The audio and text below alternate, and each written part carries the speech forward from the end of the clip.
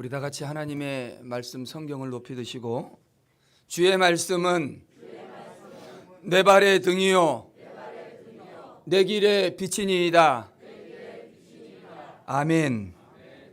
오늘 우리에게 주시는 하나님의 말씀은 창세기 12장 1절로 4절까지의 말씀입니다. 두 군데인데 먼저 봅니다. 여호와께서 아브라함에게 이르시되 너는 너의 고향과 친척과 아버지의 집을 떠나 내가 네게 보여줄 땅으로 가라. 내가 너로 큰 민족을 이루고 네게 복을 주어 내 이름을 창대하게 하리니 너는 복이 될지라. 너를 축복하는 자에게는 내가 복을 내리고 너를 저주하는 자에게는 내가 저주하리니 땅의 모든 족속이 너로 말미암아 복을 얻을 것이라 하신지라. 이에 아브라함이 여호와의 말씀을 따라갔고 롯도 그와 함께 갔으며 아브라함이 하란을 떠날 때에 75세였더라. 아멘. 두 번째 말씀은 출애굽기 3장 14절로 15절까지의 말씀입니다. 하나님이 모세에게 이르시되 나는 스스로 있는 자이니라. 또 이르시되 너는 이스라엘의 자손에게 이같이 이르기를 스스로 있는 자가 나를 너희에게 보내셨다 하라. 하나님이 또 모세에게 이르시되 너는 이스라엘 자손에게 이같이 이르기를 너희 조상의 하나님 여호와 곧 아브라함의 하나님 이삭의 하나님 야곱의 하나님께서 나를 너희에게 보내셨다 하라. 이는 나의 영원한 이름이요 대대로 기억할 나의 칭언이라. 아멘. 우리는 성경을 하나님의 책이라고 합니다. Book of God이라는 말이죠. 왜 하나님의 책이라고 말하냐면 성경에 하나님의 말씀이 기록되어져 있기 때문입니다. 성경이 하나님의 말씀을 기록할 뿐만이 아니라 하나님의 말씀이 기록되어져 있기에 성경은 또한 하나님에 대해서 기록되어져 있는 말씀이기도 합니다.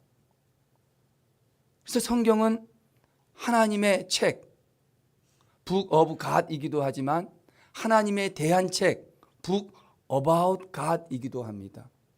하나님에 대한 책이기 때문에 성경 곳곳을 보면은 하나님에 대한 말씀들, 하나님의 자기 계시의 말씀들, 나는 이러이러한 하나님이다 라는 말씀들이 곳곳에 숨겨져 있습니다. 우리는 이것을 하나님의 자기 계시라고 이야기합니다. 하나님께서 스스로 자기 자신에 대해서 말씀하시고 계신 것입니다. 좀 전에 읽은 말씀대로 출애굽기 3장 14절로 15절을 보면 모세가 양떼를 몰아서 호렙산으로 간 적이 있습니다. 호렙산으로 가자 하나님께서 모세에게 떨기나무 한가운데서 중요한 말씀을 하십니다. 그 말씀의 내용이 무엇입니까? 나는 스스로 있는 하나님이다. 하나님께서 자기 자신의 속성과 성품을 말씀하실 때 나는 스스로 있는 하나님이다. 그리고 그 다음 말씀에 보면 나는 아브라함의 하나님, 이삭의 하나님, 야곱의 하나님이라는 것입니다. 이것이 영원한 이름이고 대대로 기억할 칭호이라는 거예요. 여러분 도대체 아브라함의 하나님, 이삭의 하나님, 야곱의 하나님이 어떤 이름이기에 영원한 이름이 되고 대대로 기억할 칭호가 되겠느냐는 거예요. 왜 하나님께서 아브라함의 하나님, 이삭의 하나님, 야곱의 하나님이라고 하셨을까?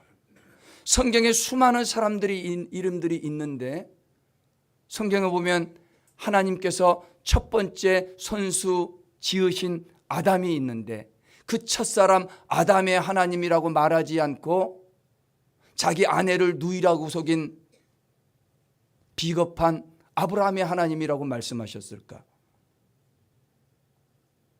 인류 최초로 제사를 드려서 하나님이 그 예배를 흠양한 사람이 있는데 바로 첫 제사를 드리고 첫 번째 흠양을 받은 아벨이라는 사람이 있는데 그 아벨의 하나님이라고 말하지 않고 너무너무 평범하고 눈이 어두워서 나중에는 자기의 아들 야곱과 에서조차도 구별하지 못하는 판단력이 없는 그런 어리석은 이삭의 하나님이라고 말씀하셨을까?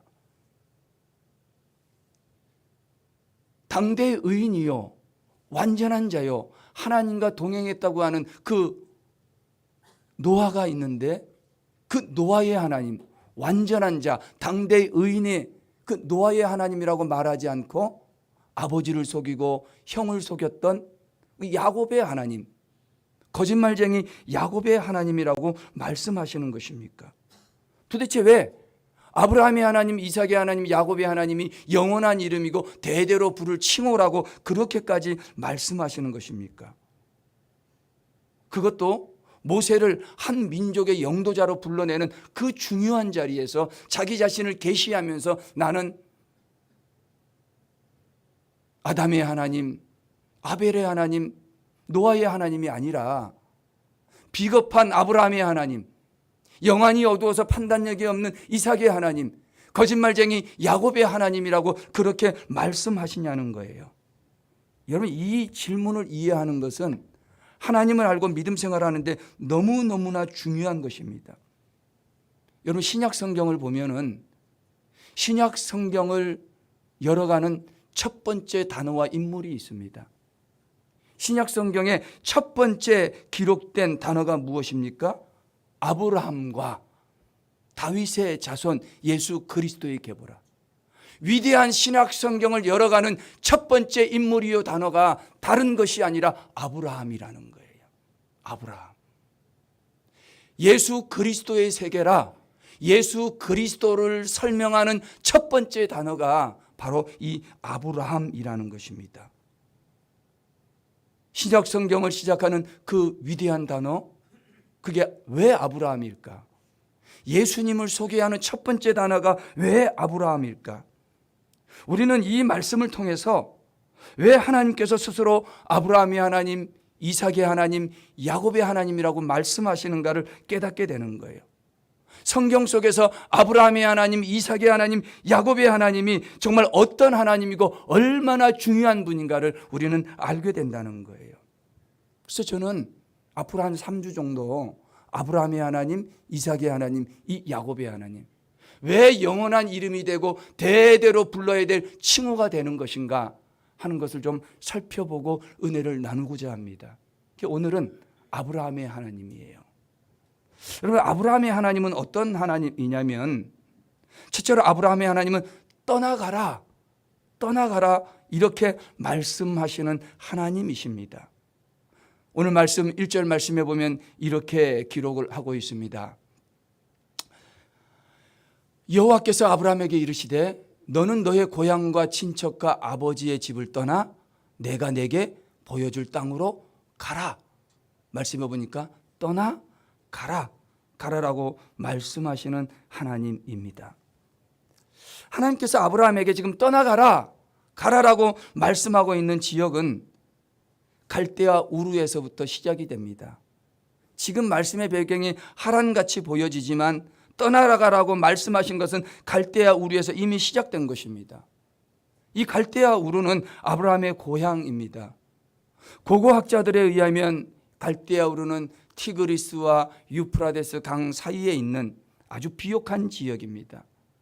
메소포타미아 문명이 극도로 발전한 지역이기도 합니다. 그래서 세계 최초로 도시국가가 거기에서 생기고, 세계 최초로 문자를 사용하고, 세계 최초로 법전이 제정되고, 그래서 세계 최초로 학교 교육이 시작된 최고의 문명지가 바로 갈대아 우르, 메소포타미아 지역이라는 것입니다. 그런데 그런 지역, 세계 최초의 도시국가, 세계 최초의 문자, 세계 최초의 법전, 세계 최초의 학교 교육이 시작된 거기를 떠나가라는 거예요. 사실 이 말은, 그 갈대아 우르 지역을 떠나라고 하는 것은 뉴욕을 떠나가지고 아프리카 구석으로 가라는 말과 똑같은 것입니다. 편안한 도시 생활을 뒤로 하고 불편한 시골 황무지로 가라는 것입니다. 베두인의 생활이 바로 그런 것입니다. 그냥 떠나는 것이 아니라 고향과 친척과 아버지의 집을 떠나라는 것입니다. 고향은 가장 큰 의미입니다. 내가 태어나고 내가 자라고 내 삶이 깃들어 있고 내 영혼의 안식처와 같은 곳 고향을 떠나라는 것입니다. 친척은 그거보다 조금 더 의미가 좁혀집니다. 당시 사회는 부족 사회이기 때문에 그 친척들이 함께 모이는 부족 사회 국가입니다. 철저하게 부족의 보호를 받아야만 합니다. 부족을 떠나는 것은 안전지대를 떠나는 것입니다. 지금 안전지대를 떠나서 위험한 곳으로 가라는 것입니다. 아버지의 집을 떠나라고 이야기합니다. 이건 가장 좁은 의미인데 부모를 떠나라는 것입니다. 여러분, 아들이 아버지 떠나면 유산을 포기하는 거예요. 아버지가 계속 있으면 유산을 물려줄 텐데 아버지의 집을 떠난 아들에게는 유산을 주는 법이 없는 겁니다. 아버지의 재산과 유산을 포기하라는 것입니다. 그것을 포기하고 떠나랍니다. 더 중요한 것은 떠나가라 하는 이 말은 히브리 말의 그 의미를 살펴볼 때 떠나간다는 이 말은 너의 뒤에 누가 있든지 네가 떠나면 그 자리에 누가 남아있든지 상관하지 말고 떠나라. 뒤도 돌아보지 말고 떠나라는 말이에요. 그것도 나이 70세가 넘어서. 나이 70세가 넘으면 안정이 돼야 돼요. 안전이 보장이 돼야 돼요. 평안해야 됩니다. 그런데 그런 자리를, 안식처를, 안전지대를, 나의 모든 유산을 내려놓고 거기에서 떠나가라. 그것도 뒤도 돌아보지 말고 떠나가라 말씀하시는 것입니다. 그런데 뒤도 돌아보지 말고 떠나가야 될 그런 자리가, 가야 될 그곳이 어떤 실체가 있는 구체적인 장소가 아니라는 것입니다. 오늘 성경의 말씀에 보면 보여줄 땅으로 가라는 거예요. 보여줄 땅으로 가라. 어떤 땅이요? 보여줄 땅. 여러분, 보여줄 땅은 지금 내 눈에 보입니까? 안 보입니까? 안 보이는 땅이에요. 안 보입니다. 그런데 안 보이는 그 땅, 앞으로 보여줄 그 땅을 향해서 가라는 겁니다. 고향, 친척, 아버지 집은 보이는 현실입니다. 그러나 하나님이 지시할 땅은 보이지 않는 미래입니다. 내 손에 잡히는 보이는 현실을 내려놓고 아무것도 보장되지 않는, 보이지 않는 미래를 향해서 나아가라는 것입니다. 그러나 여러분, 하나님께서 지시하는 땅은 비록 보이지는 않는 땅입니다. 하나님이 여러분들에게 말씀하시고 하나님께서 여러분들에게 가라라고 도전하시는 그 땅은 보이지는 않습니다. 그러나 보이지는 않지만 소망의 땅이고 약속의 땅입니다. 하나님이 내게 말씀하실 때에 보이는 것만 보고 가는 사람, 손에 잡히는 것만 보고 살아가는 사람들은 절대로 떠나지를 못합니다. 하나님이 떠나가라 라고 말씀하실 때 떠날 수 있는 사람은 소망으로 사는 사람. 하나님이 떠나가라, 모든 것을 포기해라 할 때 거기를 떠날 수 있는 사람은 하나님의 약속을 붙잡고 사는 사람이에요. 소망이 있는 사람. 여러분, 소망이 있으십니까? 약속을 붙잡고 사는 사람. 여러분, 하나님이 주신 약속이 있습니까? 그 약속을 붙잡고 있는 사람만이 내 눈에 보이는 현실, 아버지의 유산도, 나의 안전된 보장도, 그리고 내 영혼의 안식처마저도 떠나가라 할 때 소망이 있는 사람, 약속을 믿는 그 사람만이 거기를 떠날 수 있다는 거예요. 여러분, 이것이 바로 순종입니다. 여러분, 믿음 생활에는 용기가 필요합니다. 유한구 목사는 용기가 있어 보입니까? 없어 보입니까? 있어 보여요. 보이기만 그래요. 제 친구들을 보니까 나이 40이 넘고 나이 50이 넘어서 미국에 유학을 가기도 하고 미국의 삶을 포기하고 들어오기도 하더라고요. 하나님이 떠나가라 하니까. 여러분, 믿음은 용기입니다. 용기 있는 자만이 내 삶의 자리에서 하나님이 가라 말씀하실 때 순종할 수 있는 거예요. 눈에 보이는 것만 붙잡고 사는 사람, 내 손에 잡히는 것만 믿는 그 사람은 절대로 믿음의 용기를 가지고 그 자리를 박차고 나아갈 수가 없는 거예요. 사랑하는 성도 여러분, 보이는 것만 보고 살지 마시기를 바랍니다. 내 눈에 보이지는 않지만 여러분 하나님의 여러분 마음속에 주신 소망 가지고 살게 되시기를 주님의 이름으로 축원합니다. 우리는 약속을 믿고 약속을 붙잡고 살아야 되는 거예요. 근데 제가 보니까 용기가 없어서 눈에 보이는 것이 전부 다이기 때문에 믿음은 떠나는 용기인데 떠나지 못할 때가 많이 있다는 거예요. 여러분, 내가 모든 것을 내려놓고 떠나본 적이 있으십니까? 다른 말로 이야기하면 하나님이 말씀하실 때에 믿음의 용기를 가지고 소망을 가지고 약속을 붙들고 순종해 본 적이 있느냐는 거예요. 단 한 번도 순종해 보지 못한 사람, 단 한 번도 내 것을 포기하고 떠나보지 못한 그 사람은 믿음의 사람이라 말할 수 없는 것입니다. 우리가 오늘 믿음 생활할 때 절대로 잊어서는 안 되는 것이 있습니다. 하나님은 자기 백성을 절대로 궁지에 몰아넣으시는 분이 아니다 하는 거예요. 너 고향, 친척, 아버지 집을 떠나라 말씀하시는 그 하나님의 마음이 그 아브라함을 궁지로 몰아넣고 시골 생활로 몰아넣고 삶을 불편한 궁지로 몰아넣기 위해서 떠나가라 말씀하시는 것이 아니라는 것입니다. 여러분, 고향을 떠나라는 말 있지 않습니까? 고향을 떠나라고 하는 것, 내가 너무 편하다고 생각하고 내가 자라난 익숙한 환경을 떠나라는 것, 그것은 이 땅의 고향에 소망을 두지 말고 하나님 하늘 본향 두고 살아가라는 말이에요. 여러분, 우리가 이 땅에 소풍 와서 살고 간다고 진짜 그렇게 믿고 계십니까? 고향을 떠나가라, 이 땅의 고향을 떠나가라 하는 그 말은 너희가 이 땅을 바라보며 땅에 소망을 두고 사지 말고 하늘 본향, 우리가 살고 있는 이 땅은 단지 소풍 왔다, 소풍 마치면 돌아가야 될 땅에 불과하다, 하나님 본향 바라보며 살으라는 말입니다. 너 친척을 떠나가라는 것은 안전지대를 떠나가라는 말입니다. 친척의 보호로부터 벗어나라는 거예요. 다른 말로 이야기하면 사람들이 너의 안전을 지켜줄 것이다, 사람이 너의 바람막이가 되어줄 것이다, 사람 의지하지 말고 이제는 친척을 떠나라, 하나님 나를 의지하고 살아라 하는 말인 줄로 믿습니다. 아버지 집을 떠나라는 것입니다. 육신의 부모 바라보고 살지 말아라. 육신의 부모가 내게 남겨줄 유산이 얼마나 있지는 모르겠지만 그거 바라보고 살지 말아라. 아버지, 이 땅에 아버지 바라보지 말고 하늘 아버지, 하나님 바라보고 하나님이 주시는 믿음의 능력, 내 부모 유산 받아서 살 생각하지 말고 하나님이 주시는 그 믿음의 능력으로 살아라 하는 말인 줄로 믿습니다. 여러분, 하나님이 우리 육신의 어머니 아버지보다 가진 게 적으시겠습니까? 여러분, 하나님 아버지가 우리 육신의 아버지 어머니보다 더 능력이 있으신 분인 줄로 믿습니다.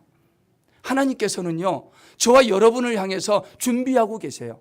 우리가 떠나가라 말씀하실 때에 순종하며 떠나고 고향과 친척과 아버지의 집을 다 내려놓고 하나님 떠나라 말씀하실 때에 하나님이 그 뒤에 놀라운 비밀과 축복을 준비하고 계신데, 문제는 사람들이 눈에 보이는 것만 본다는 거예요.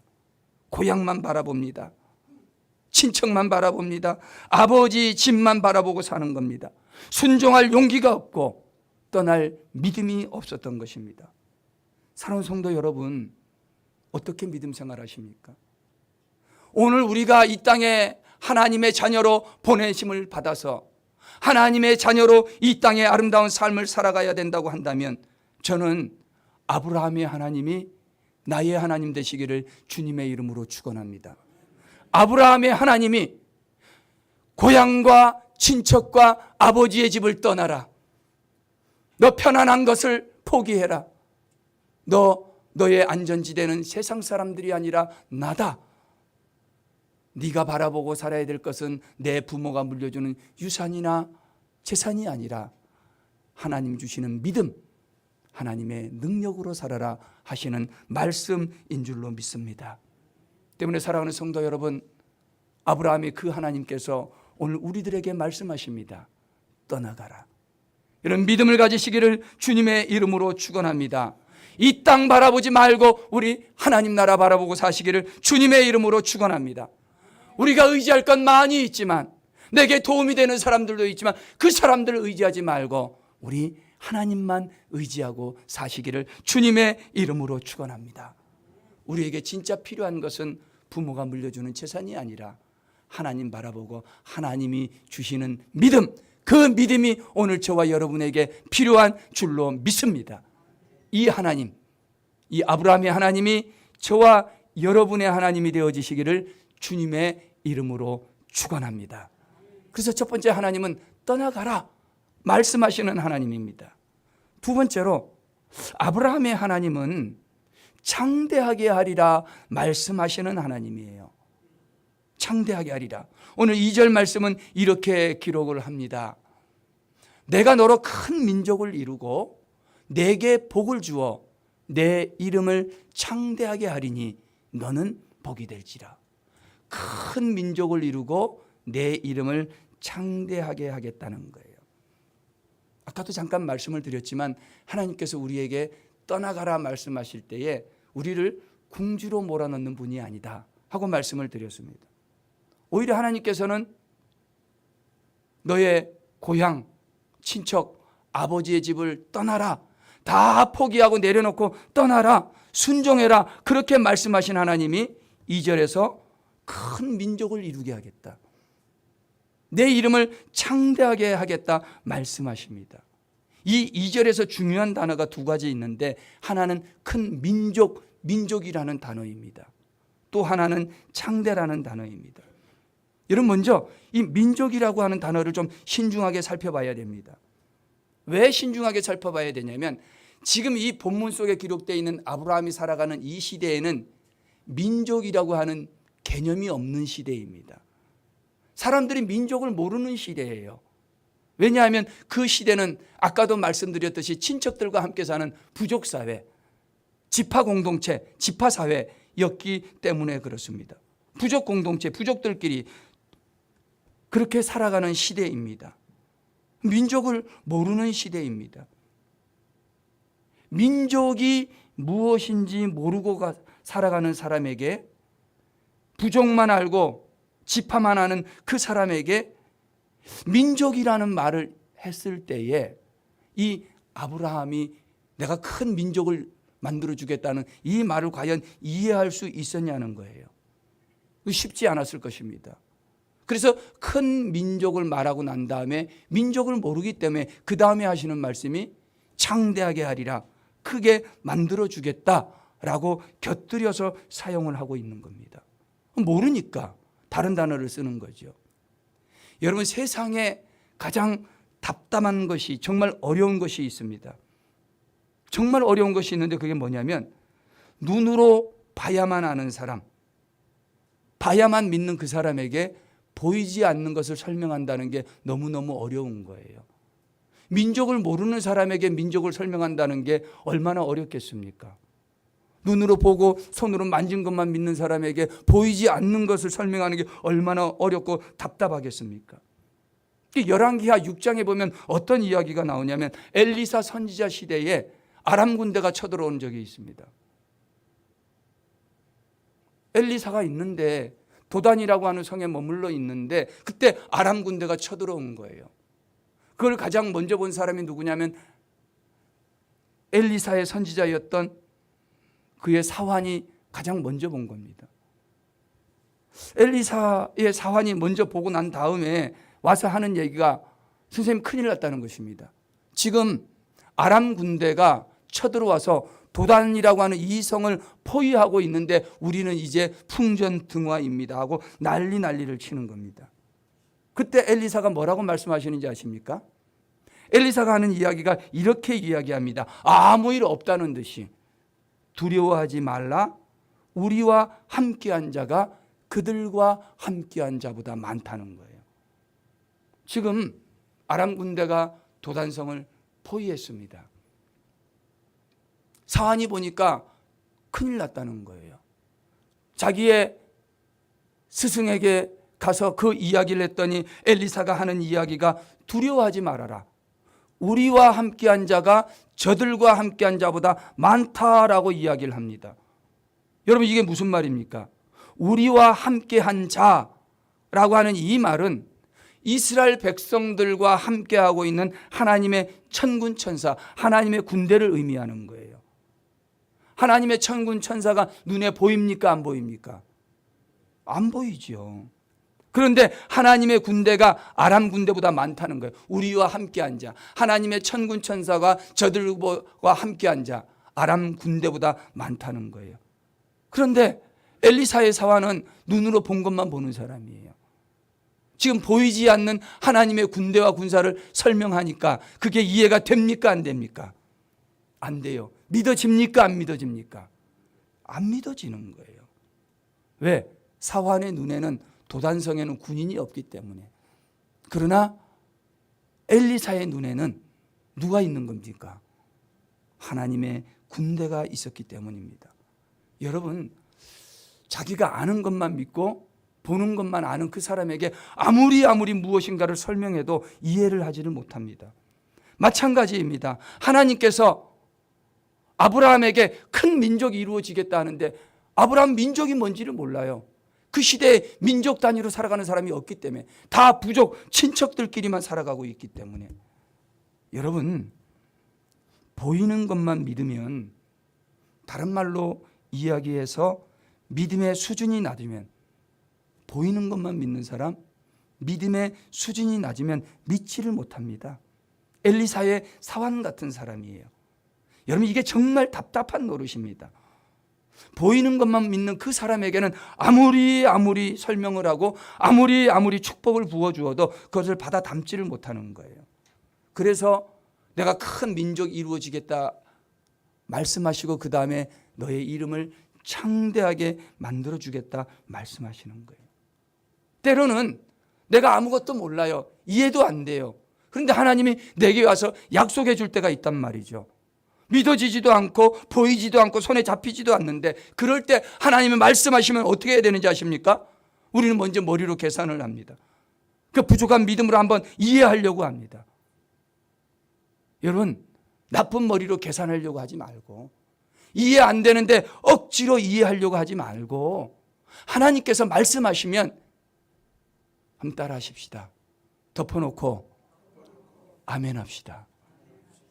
여러분, 하나님의 말씀은 펴놓고 읽어야 되지만 믿음 생활은 덮어놓고 믿고 하는 게 더 유익이 됩니다.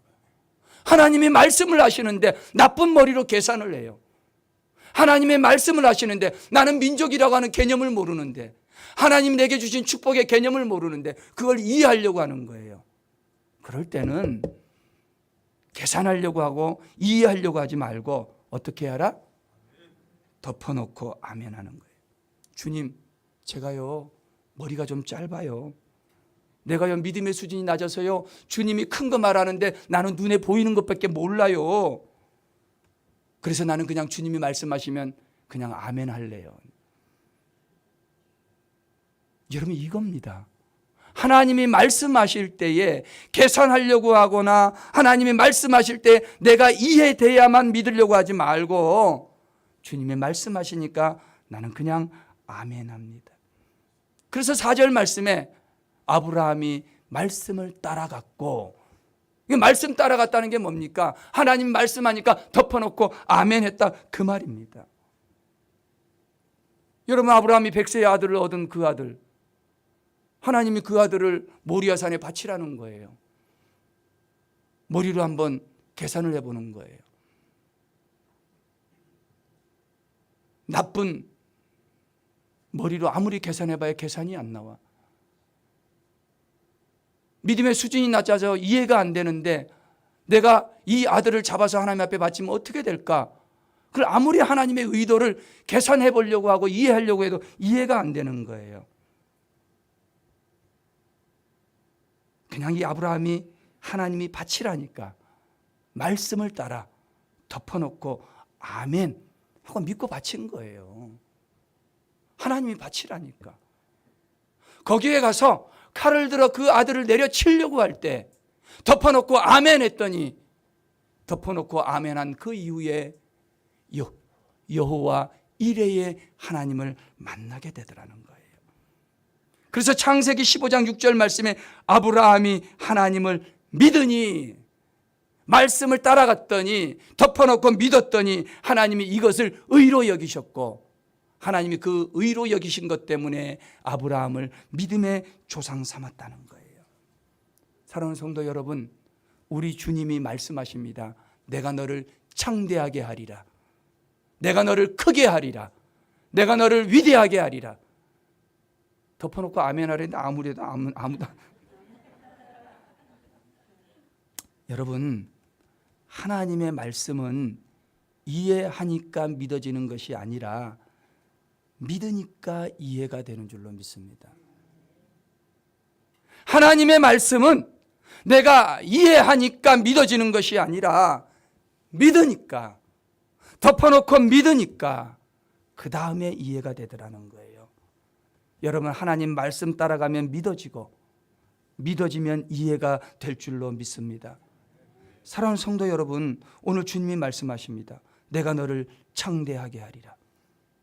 여러분, 이 말씀은 아브라함에게만 하신 말씀이 아니라 오늘 저와 여러분에게도 하신 말씀인 줄로 믿습니다. 하나님께서 내가 너를 창대하게 하리라. 하나님이 내가 유한구를 창대하게 하리라.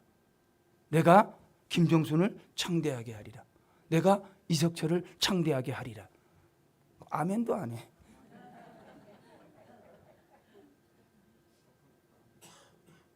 내가 아무개를 창대하게 하리라. 아멘 해야 되는 거예요. 덮어놓고 아멘 하셔야 되는 거예요. 하나님 도대체 어떻게 하시겠다는 것입니까? 지금 하나님이 나를 창대하게 하리라. 내가 아무리 이해하려고 해도 하나님 내 형편을 보십시오. 하나님 내 자식을 보십시오. 내 사업장을 보십시오. 하나님은 창대하리라 말씀하지만 도대체 그렇게 될 기미가 보이지 않지 않습니까? 그러나 하나님은 창대하게 하리라 말씀하실 때에 우리는 덮어놓고 아멘 해야 될 줄로 믿습니다. 하나님 지금 형편이 이런데요. 하나님 지금 상황이 이런데요. 하나님 이 모양이 이 모양인데요. 그러나 그럴 때라도 우리는 아멘 하면 그대로 될 줄로 믿습니다. 이것이 아브라함의 하나님이에요. 저는 오늘 이 자리에 있는 사랑하는 한마음교회 모든 성도들에게 오늘도 내가 너를 창대하게 하리라 하시는 이 말씀에 다 아멘 아멘 하셔서 하나님이 주시는 놀라운 축복들을 다 체험하는 저와 여러분들이 다 되시기를 주님의 이름으로 축원합니다. 자, 이제 마지막 세 번째입니다. 이 아브라함의 하나님은 어떤 하나님인가? 아브라함의 하나님은 우리를 향해서 너는 복이 될지라 말씀하시는 하나님입니다. 2절 하반절과 3절 말씀을 다시 한번 읽어드리면 이렇습니다. 내가 너로 큰 민족을 이루고 내게 복을 주어 내 이름을 창대하게 하리니, 마지막에 보니까 너는 복이 될지라. 3절 말씀에 너를 축복하는 자에게는 내가 복을 내리고 너를 저주하는 자에게는 내가 저주하리니 땅의 모든 족속이 너로 말미암아 복을 얻을 것이라. 이렇게 말씀을 하십니다. 여러분, 이 말씀이 사실은 의역이 된 부분들이 좀 있습니다. 그게 어떤 부분이냐면 너는 복이 될지라 했던 이 말. 이 말은 뭐냐면 너는 복을 끼쳐주는 사람, 복을 끼쳐주는 이름이 될 것이다 라고 번역하는 게 더 좋다는 것입니다. 3절 말씀에도 땅의 모든 족속이 너로 말미암아 복을 얻을 것이라. 너로 말미암아 복을 얻을 것이라. 이 말도 그냥 히브리어 그대로 표현을 하자면 너를 통해서 땅에 있는 모든 사람들이 복을 받게 될 것이다. 너는 복을 끼치는 이름이 되고 너를 통해서 복을 받는다. 이 말을 성경은 복이 될지라, 복의 근원이라고 이야기를 하고 있는 것입니다. 결국에 복이 된다, 복이 될지라, 너를 통해서 복을 받는다 하는 이 말은 우리가 흔히 이야기하는 복의 통로가 되게 한다는 말입니다. 사랑하는 성도 여러분, 결국에 아브라함의 하나님은 어떤 하나님이냐면 오늘 여러분들을 복의 통로가 되게 하시는 하나님이라는 거예요. 이런 복의 통로가 된다는 말 우리가 많이 들었을 것입니다. 통로는 무엇입니까? 흘러가게 하는 거예요. 어떤 통로가 있으면 그 통로를 통해서 무언가 물질이 이동을 하는 겁니다.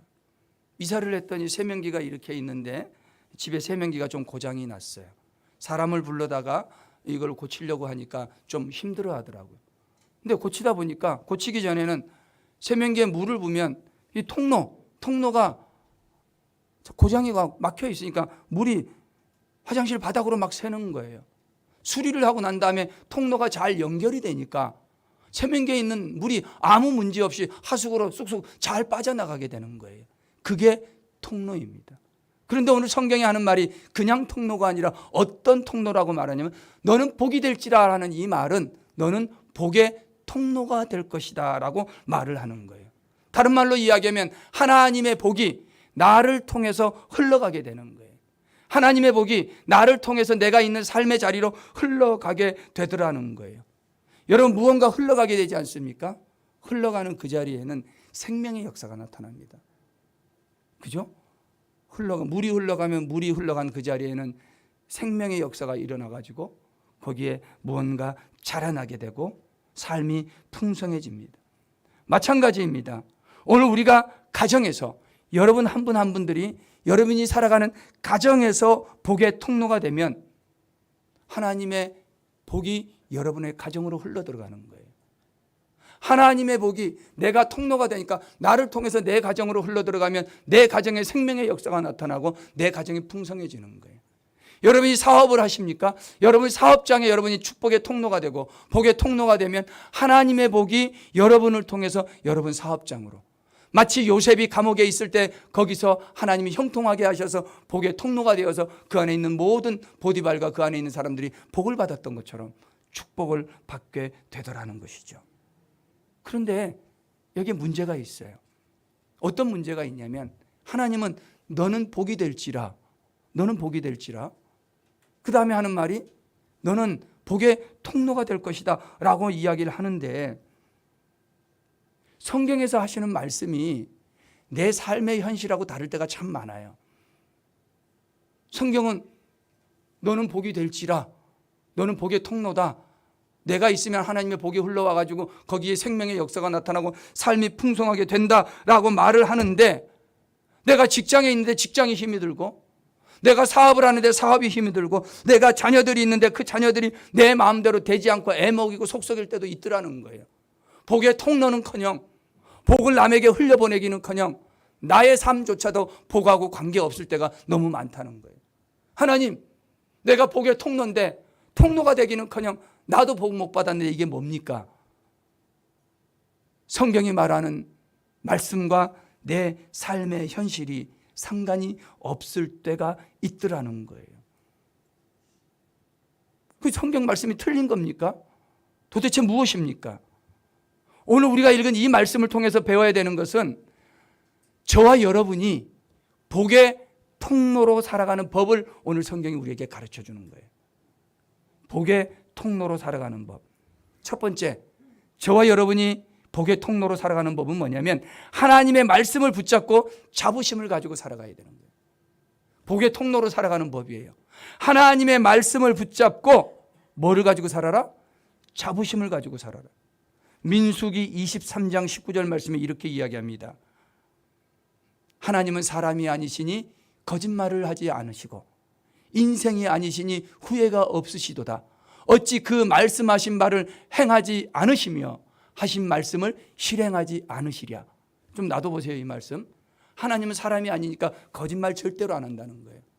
내가 너를 복의 통로가 되게 하겠다. 너를 통해서 너의 가정으로 복이 흘러가게 하겠다. 현실은 그렇지 않지만 이 말이 거짓말입니까? 아닙니까? 절대로 거짓말이 아니라는 거예요. 그 말씀 붙잡고 살자는 거예요. 현실만 보는 사람, 보이는 것만 보는 사람은 하나님의 말씀을 붙잡을 수 없는 거예요. 하나님은 사람이 아니시니 거짓말하지 않는다고 하시니까 하나님, 내가 이 말씀을 붙잡고 삽니다. 하나님은 반드시 나를 복의 통로로 사용해 주실 줄로 믿습니다.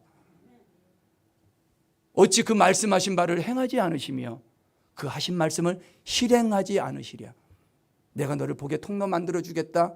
하나님은 반드시 실행, 그 말씀을 여러분 삶 가운데 행하게 될 줄로 믿습니다. 그러니까 자부심 가지고 살아야 돼요. 지금은 아니라 할지라도 하나님은 반드시 거짓말하지 아니하시고 그 말씀을 행하시는 하나님이기 때문에 내가 복의 통로가 될 줄로 믿습니다. 내 가정에 복이 흘러갈 줄로 믿습니다. 내 사업장도 복이 흘러갈 줄로 믿습니다. 나 때문에 내 딸도 복받고 나 때문에 내 아들도 복받게 될 줄로 믿습니다. 이게 복의 통로로 살아가는 첫 번째 방법인 겁니다. 두 번째, 우리가 복의 통로로 살아가는 두 번째 방법은 뭐냐면 이 특권을 활용하며 살아야 되는 거예요. 뭐를 활용하라고요? 특권을 활용하며 살아야 된다는 거예요. 그럼 우리가 축복의 통로로 하는 어떻게 그 복을 흘러보내야 될 것인가? 마태복음 17장 20절 말씀이에요. 이 말씀에 보면은 이렇게 말씀을 기록하고 있습니다. 마태복음 17장 20절 말씀. 말씀에 보면 너희에게 겨자씨 한 알만큼의 믿음만 있어서 이 산을 여기서 저기로 옮기라 하면 옮겨질 것이요 너희가 못할 것이 없으리라, 이렇게 기록을 하는 거예요. 이 마태복음 7장 20절이에요. 그러니까 하나님이 우리에게 복의 통로로 살아가기 위해서 특권을 주신 게 있다는 거예요. 이 산을 명하여서 여기서 저기로 옮겨라 하면 옮겨질 것이요 마태복음 7장 20절 말씀 끝에 보면은 너희가 못할 것이 없으리라.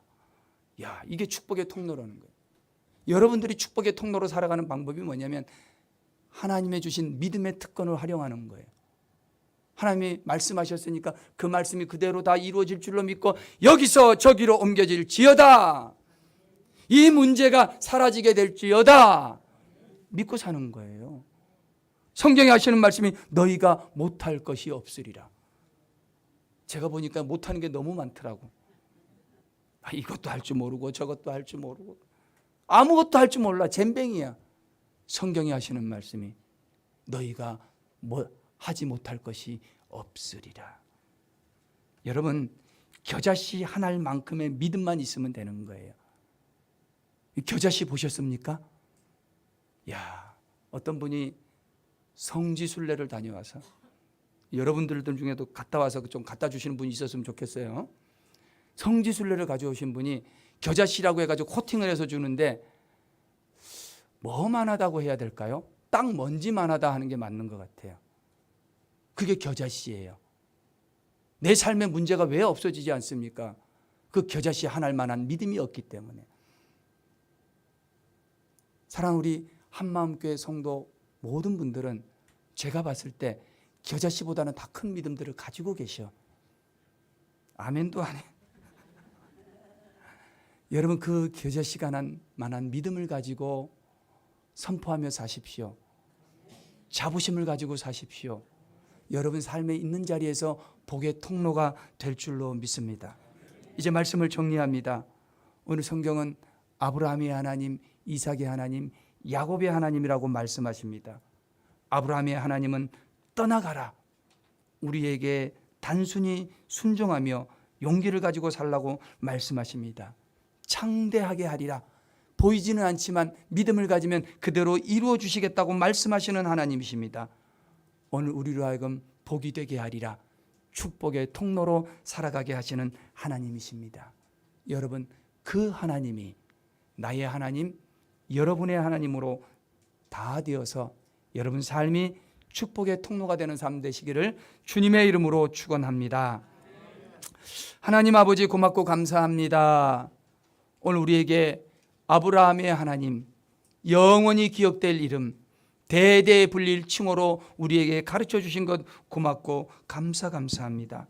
하나님, 이 땅의 믿음의 삶을 살며 하나님이 말씀하실 때에 순종하는 자들 되게 하여 주옵소서. 하나님이 장대하게 되리라 하면 그대로 될 줄로 믿고 덮어놓고 순종하는 믿음의 사람들이 되게 하여 주옵소서. 하나님의 말씀을 붙잡고 자부심 가지고 살게 하시고, 내가 겨자씨 하나할 만한 믿음만 있어도 하나님이 산이 옮겨질 줄로, 할 수 없는 것이 없을 줄로 믿고 사는 축복의 통로로 살아가는 한마음의 모든 성도들이 되게 하여 주옵소서. 감사하며 예수님의 이름으로 기도합니다. 아멘. 찬송가 215장 1절과 3절 부르시면서 봉헌하겠습니다.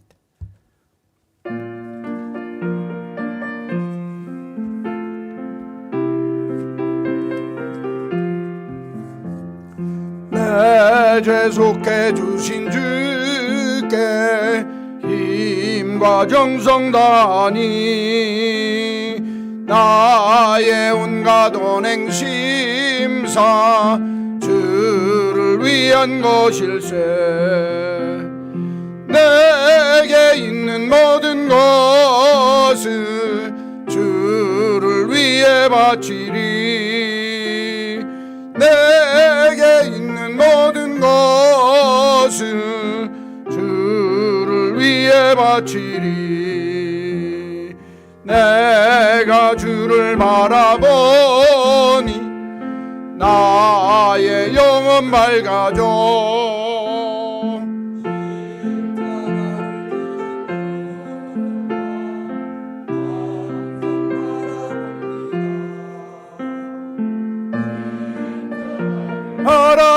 바라보며 주만 따라가리라. 십자가 바라보며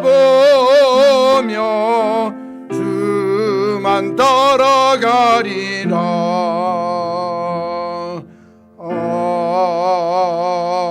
아멘. 삶의 자리에 하나님이 떠나가라 하면 미련 없이 걱정 없이 주의 말씀에 순종하여 떠날 줄 아는 결단의 신앙의 모습이 우리들의 모습이 되게 하여 주옵소서. 내가 너를 장대하게 하리라 말씀하시면 소망 중에 그 말씀을 믿고 내 머리로 내 생각으로 이해가 되지 아니해도 주의 뜻을 따라 믿고 살아가 장대케 되어지는 복이 우리들의 복이 되게 하여 주옵소서. 너로 복된 복의 통로가 되게 하리라 말씀하신 그 말씀을 믿고 시건치 아니하시는 우리 하나님의 말씀대로 살며 자부심을 갖고 하나님이 내게 주신 믿음의 특권을 활용하여 아브라함같이 복의 통로가 되는 축복이 우리들의 모습이 되게 하여 주옵소서. 오늘도 주님 사랑하는 귀한 믿음 가지고 아브라함처럼 하나님 앞에 섰습니다. 믿음으로 드립니다. 드리는 믿음의 정직한 11조, 찾아서 드리는 감사의 예물, 정성 다하는 주일 헌금, 이 모든 예물을 주님이 흠양하시고 곤란 중에 우리를 너그럽게 하시며 은혜를 베푸셔서 기도하는 것마다 이루어 주시는 하나님의 놀라운 은총이 우리의 삶의 자리자리마다 넘치게 하여 주옵소서. 그래서 주님께서 우리 마음에 주신 기쁨이 세상 곡식과 새 포도주가 풍성할 때보다 더 크게 임하는 귀한 축복이 우리의 삶 속에 있게 하여 주옵소서. 우리들이 삶을 살 때마다 힘들고 어렵고 불안, 염려, 근심, 두려움들이 엄습할 때라도 평안히 눕고 잘 수 있도록 하나님이 나를 안전하게 하시는 그 역사 믿고 아브라함처럼 살게 하여 주옵소서.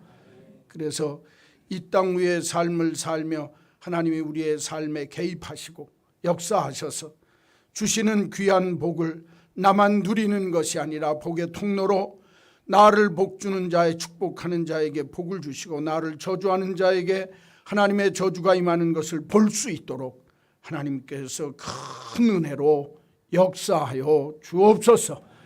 2023년이 이런 아브라함의 하나님이 나의 하나님 되는 역사를 마음껏 체험하는 복된 한 해가 되게 하여 주옵소서. 예수님의 이름으로 기도하옵나이다. 아멘. 우리 구주 예수 그리스도의 크신 은혜와 하나님 아버지의 만극하신 그 크신 사랑하심과 성령님의 감화, 감동, 역사, 교통하심이 아브라함의 하나님이 나의 하나님됨을 믿고 삶 속에 체험하기를 소원하는 한마음 온 믿음의 식구들 머리 위에 이제로 영원히 있을지어다. 아멘.